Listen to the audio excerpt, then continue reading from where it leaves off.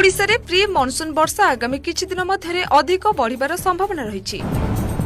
वर्षा हेउथिले मध्य अनेक अंचल रे आर्द्र परिस्थिति जारी रहिछि, जहा लोकमानक पई असुविधा सृष्टि करुछि।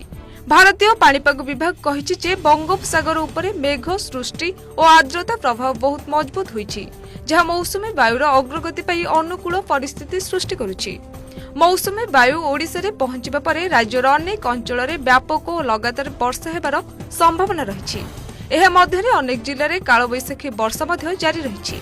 दिन बेले गरम और गुळुगुळी अनुभव हेउथिबा बेले अपराह्न और संध्या समय वज्रपात सह वर्षा देखिबाकू मिलुछि। आगामी किछि दिन पर्यंत एही पाणीपाग ढांचा जारी रहिबार संभावना रहिछि। वर्तमान परिस्थिति को दृष्टि रखी भारतीय पाणीपाग विभाग आज 11टी जिल्ला रे ऑरेंज सतर्कता जारी करिछि। एही जिल्ला गुड़िकरे वज्रपात सह वर्षा हेबार संभावना रहिछि।